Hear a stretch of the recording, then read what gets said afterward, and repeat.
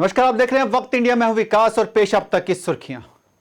स्वतंत्रता दिवस से ठीक एक दिन पहले जम्मू कश्मीर में श्रीनगर के बाहरी इलाके नौगाम बाईपास के पास आतंकियों ने तैनात पुलिस कर्मियों की एक पार्टी पर हमला कर दिया। इस हमले में जम्मू कश्मीर पुलिस के 2 पुलिसकर्मी शहीद हो गए तो वहीं एक पुलिसकर्मी घायल भी हुआ, जिसे उपचार के लिए अस्पताल में भर्ती कराया गया। इस आतंकी हमले में शहीद होने वाले जवान इशफाक अहमद और फयाज अहमद जम्मू कश्मीर पुलिस की IRP बटालियन 20 में तैनात थे। हमले के पीछे आतंकी संगठन जैश ए मोहम्मद का हाथ बताया जा रहा है। सेना ने इलाके की घेराबंदी कर तलाशी अभियान शुरू कर दिया है।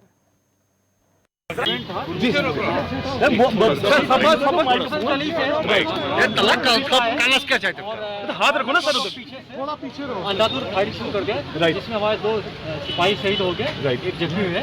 हम लोग पूरे एरिया को कॉर्डन कर लिए हैं और इसमें जैश मोहम्मद का हाथ है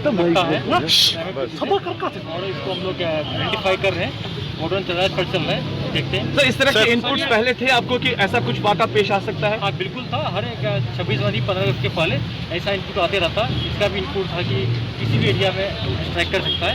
लड़के हमारे अलर्ट थे। आप जैसा देखे उनके PP जैकेट पटकावे पहने थे, पूरा मुफ्ते था, लेकिन पीछे से छिप के आ गया और फायर किया, इससे हमारे 2 के शहीद हो गए।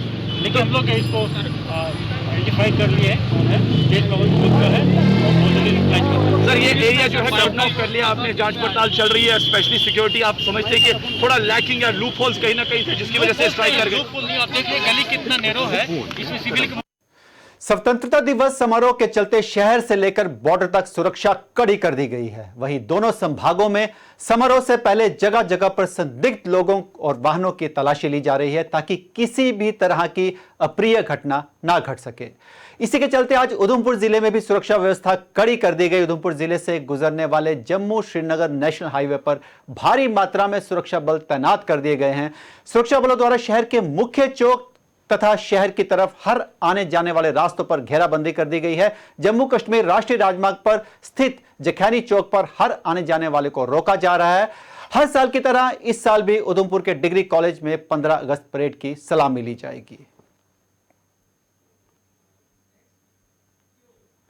दुनिया में फैले कोरोना संक्रमण का असर इस बार के स्वतंत्रता दिवस समारोह पर पड़ता दिख रहा है। कोविड-19 को देखते हुए इस बार सोशल डिस्टेंसिंग के साथ जम्मू में भी 15 अगस्त की तैयारियां चल रही हैं। वहीं स्वतंत्रता दिवस के कार्यक्रम जम्मू में अलग अलग जगहों पर LED के जरिए प्रस्तुत किए जाएंगे।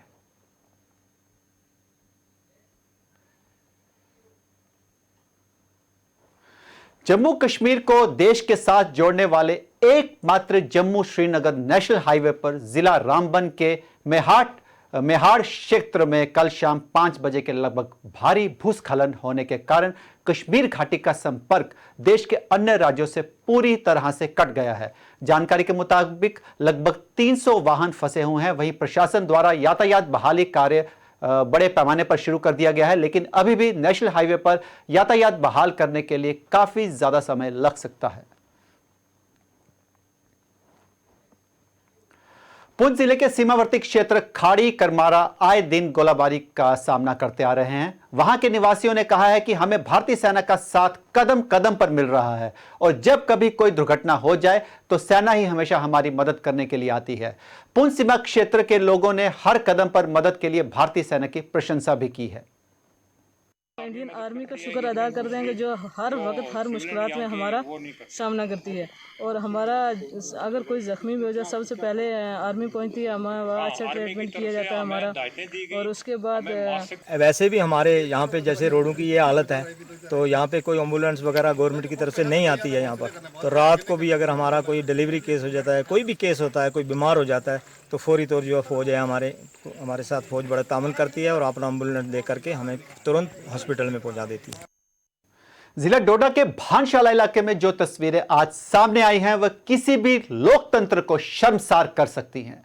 यह इलाका वह इलाका है जहां से पिछले 20 सालों से चुने हुए सांसद मंत्री के रूप में केंद्र सरकार में रहे हैं। इन तस्वीरों में आप देख सकते हैं कि कैसे गांव के लोग एक घायल युवक को चारपाई पर लिटाकर अपने कंधों पर उठाकर कई किलोमीटर तक पहाड़ी इलाके से चलते हुए डिस्पेंसरी तक पहुंचे जहां उसे प्राथमिक उपचार मिल सका। लेकिन यह तस्वीरें प्रशासन की अनदेखी पर कई सवाल खड़े करती है।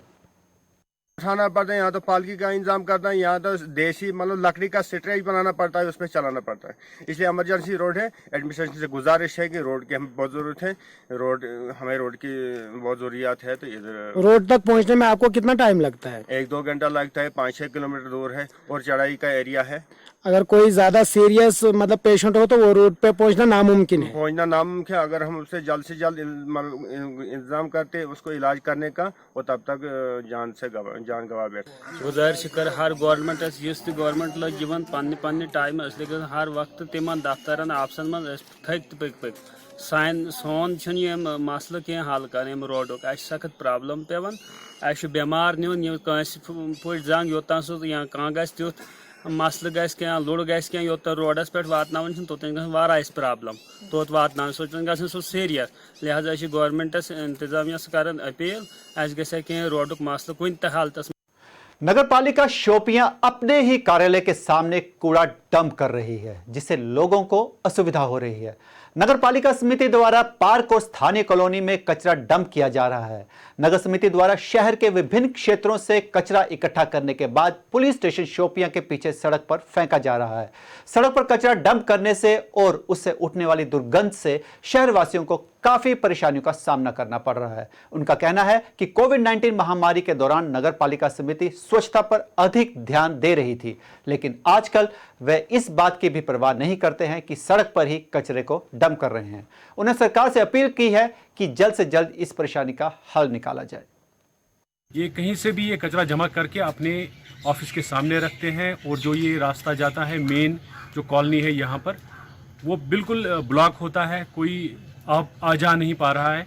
इतनी बदबू होती है कि वहाँ से निकलना बिल्कुल मुहाल है। और आज का जो ये पैंडेमिक चल रहा है, इसमें तो गवर्नमेंट चाहे सेंटर की हो, स्टेट की हो, या छोटे से छोटे ब्लॉक की हो या डिस्ट्रिक्ट की हो, यही इम्प्रेशन होता है कि अपने आसपास के इलाके को साफ। डिप्टी कमिश्नर शोपियां की ओर से आज इको गाइड ट्रैकर को हरी झंडी देकर रवाना किया गया। ट्रैकर्स का सफर पीर की गली से शुरू होगा और नामदनसार तक जाएगा। इस मौके पर ट्रैकर्स ने भी अपनी खुशी का इजहार किया।